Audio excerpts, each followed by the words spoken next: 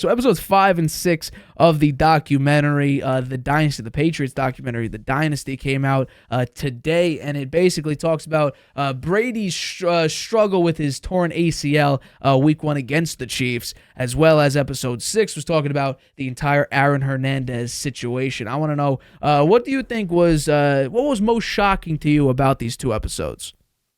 Well, I'd say in some respects they were sad.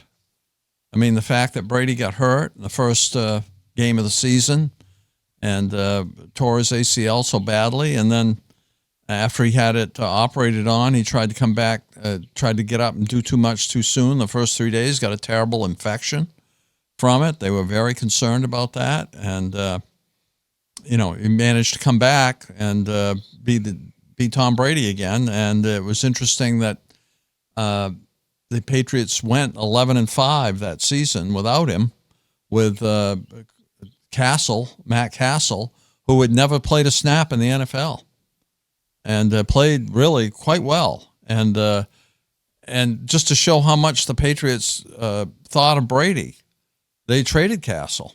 Yeah. Before the next season, they traded him, went to Brian Hoyer as the backup. So I think that it showed a couple of things. I think it showed that Brady was mortal, that he's like any other football player. You can get hurt. And like any other franchise or any other head coach who's there and paid to win, they had to forget about Brady for that season and focus on the backup, which was Matt Castle, who Belichick found a way to change the offense around to suit his skills much better. Castle had the ability to run a little bit, and they designed the offense around having plays that were like that. And it showed that Belichick could win without Tom Brady at that point in his career, that he was a winner without Tom Brady, even though at 11-5, amazingly, they didn't make the playoffs that year. So I found that episode of Dynasty very interesting. I want to go give it another watch. I thought it was really good, and it was interesting to hear Brady's comments, about how he felt when he was out, and his father's comments too, about how hard it was for him to be out, and knowing that when he got his chance in the NFL, it was because Drew Bledsoe got hurt. He was worried that, I get hurt and now maybe I've lost my job. But that wasn't the case. They traded Castle, Brady back, and they were getting ready to begin their second dynasty. Yeah. I think that opened the door for Brady versus Belichick. That was the first time where it was really who deserves more of the credit.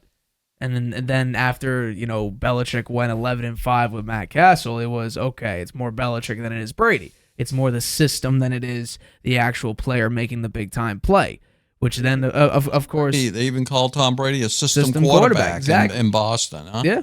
It just shows you, if you're not a winner, man, they come down on you hard, particularly in the big markets, right? Like Absolutely. Boston. I mean, call Tom Brady a system quarterback? 1 year after going undefeated, basically. Yeah, right. 1 year after going to the Super Bowl at 18-0 and sadly losing to the Giants, but that opened the door for a lot of conversations that we even have to this day of Belichick versus Brady. Now it has died down with the lack of success from the Patriots and the fact that Brady won a Super Bowl without Belichick. But what I found shocking about episode 5 was even after tearing his ACL, Brady went right back out there and was on the practice field throwing footballs and seriously thought he could just tape it up, put a brace on it, and play high-level football again. He just found out it was too much pain. He couldn't do it. Well, not only that, the medical doctors didn't clear him, and then he kept trying and then ended up getting an infection and having to get another surgery to clean it up again. Well, that was after he didn't try to play, though. He went. Infection happened after his operation. Right. He got his operation and then tried to get back to the end of the season to hopefully play, and then he hurt himself again by doing that. Within 3 days of the surgery. Yeah. The infection came back. That shows what a lot of people know as Psycho Tom. That was one of those moments where he'll do anything just to get back on the field because his job, just like he got out on the field because of an injury, he felt like his job was on the line here. He just won 3 Super Bowls. Yeah. He just led an undefeated regular season, and yet he still believes his job is on the line here. Yeah, and it was interesting when he came back in the preseason. They asked him, "Will you come back to be as good as you were before?" And he said he didn't say yes. He said that remains to be seen. I could talk is cheap. You got to show it on the field, and we'll have to wait and see. So I thought that was a stand-up answer. And let's talk about episode 6, because I do think, as what a lot of writers said before the season even began, was episode 6, which talked about Aaron Hernandez and the entire Patriots perspective around that entire situation. A lot of writers and people who saw it before it was released to the public said that was the best episode. And I honestly think it was. I don't know. I don't think so. Why don't you think it was the best episode Because so far? it's about some guy murdering people. I just don't think that's the best. To me, that's not the best episode. And it shows a failing of the Patriots that they bet on that guy, bet on Hernandez, and then they knew he had issues, and they didn't monitor him enough. On the field, in the locker room, I guess things were okay. Although he was a kook on the sidelines there, they showed him out there in his flip flops, and he was calling Belichick daddy. And they told him, "Get the hell out of here! Get off the field." Brady said that. You're unprofessional. Belichick never said that. Brady said that. Yeah, but Brady, and it was interesting that Belichick didn't really. He let it slide. He let it slide a little bit, and Hernandez asked to be traded to a West Coast team because I think he knew he was in trouble. He'd done some other stuff, big time, and killed Belichick wouldn't trade him. So. I found that episode sad. I found it really sad. I think you may have to confirm this, but I thought that they after Hernandez committed suicide, that they found that he had CET. Right. Yeah. He had stage 3 CTE, which I believe is the second worst stage you could have. And the people who looked at Hernandez said that at his age, that was the worst case of CTE they've ever seen at that particular age. And that part is the sad part. What I found pretty shocking was that Jonathan Kraft was trying to say he's right now under investigation for murder. We have to release him. And Belichick said, well, he's not guilty. And that idea of course, we live in a judicial system where it should be innocent before proven guilty. And Jonathan Kraft said this, which it's the image. It's the idea of we have to set, a tone here. We have to set standards here. We have to be, strong in this regard of this guy is right now under investigation for murder. We have to get rid of him. And Belichick said, well, he's not guilty yet. And that idea, even when he was traded, I think the mentality was the same even when he was under investigation, which was if he gets acquitted or if he gets proven innocent, another team may pick him up, and we know how great of a talent he is. That, like Ernie Adams said, they had to weigh the costs versus the benefits of it, which was you're getting first round talent at a 4th round price. They took that risk, and for a few years it worked. It did work. And they got to the Super Bowl. They did get to the Super Bowl. Got beat by the Giants again. He had a touchdown in that Super Bowl as well. And I think a lot of people feel like money won't change who you are, or money will change you. And all money does, it exemplifies who you already are. And so that's kind of the same thing with Hernandez, which was he had the ability to get out of his previous life. And instead, all credit to Deion Branch, being his close friend and making sure everything was okay. There wasn't really anything that could change him. It seemed like he had a great relationship with Robert Kraft. He even said that when he at the very, very beginning of this whole thing, when he was first getting investigated, he walked straight up to Aaron Hernandez and said, "Did you do this?"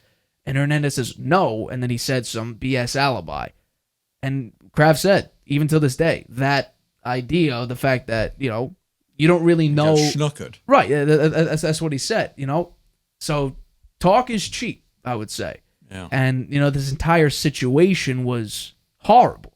Absolutely horrible. It's horrible. And I think you talk about the money part of it, not changing a person who they really are. I tend to agree with that, but it exemplifies. I think that the money, he got the money, it drew bad people to him. Right. It wasn't that he maybe sought them out, but it drew bad people to him, and he started going back to his whole hometown and hanging out with a bad crowd. And that's where the Patriots should have tried to be more involved, I think. I think or know what was going on, at least.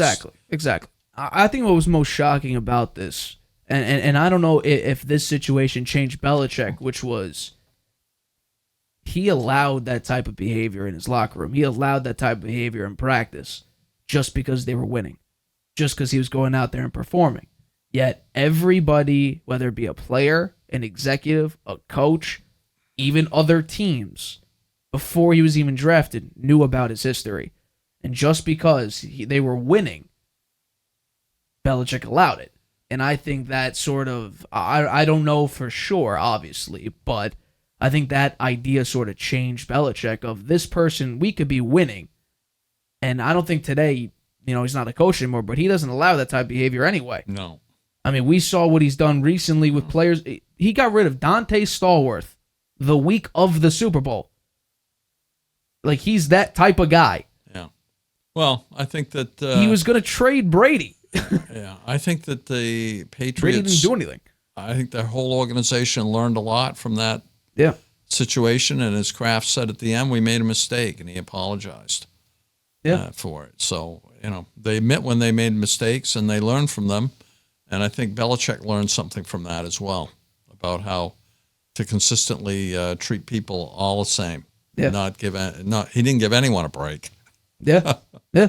And McCole Hardman even said in his podcast, which was, Andy Reid's here, Mahomes is here, I'm here, we're all on the same level.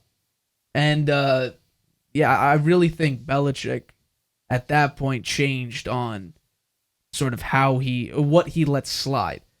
Because Brady did stuff, he got blasted. Chad Ochocinco says the first practice, or the first meeting session, they were blasting Brady on what he did wrong that prior season. So, nothing I don't think slides under Belichick anymore after that point. Yeah. So, there we go. Our breakdown of episodes 5 and 6 of the Dynasty, which I'm starting to realize now, maybe I should have realized it earlier. It's sort of a screw you to Belichick.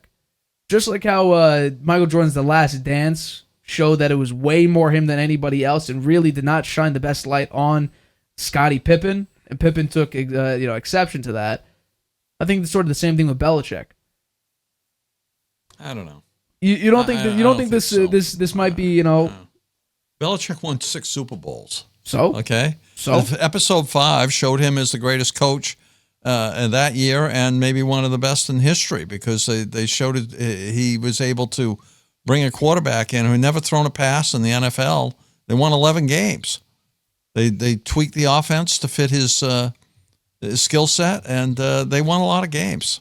Yeah. So I think Belichick was more revered then, and I think at that point, and I think it changed now, that there was some thought that it was Belichick who made the team great, and they were calling Brady a system quarterback. It's crazy, but at that point, I do think that in terms of the Brady Belichick, who's the one that really made the Patriots great? I think Belichick had the upper hand at that point. No, I mean absolutely. I think it changed. I do think now, in light of everything that's happened, that it's really Brady that has the upper hand now. Yeah. But I will just do a slight correction. Matt Castle never started a game, not never thrown a pass. Because he did throw. The exact number is 22. He had 22 completions before the 2008 season. Oh, I didn't know. He never started a game since. They showed him on the episode there. They showed him. He was back in high school. Right. But he threw 24 passes in 2005, 8 passes in 2006, and 7 passes in 2007. He never started a football game since high school, I believe. And then Belichick joked around about that. I think the funniest moment so far has been Belichick saying he doesn't want to have to write Matt Castle's mom a letter saying, "Hi, your son died because he couldn't cover a corner blitz." Yeah. Hey, Belichick does have some funny moments. Yeah. Hi, everybody. Thanks for watching. Make sure you subscribe here to get the latest from the show. Also, if you want to check out the full episode, make sure you click the I in the top right-hand corner right now. If you want to listen to this show anywhere you go, make sure you go to anchor.fm/The Harvey Hour or anywhere you get your podcasts.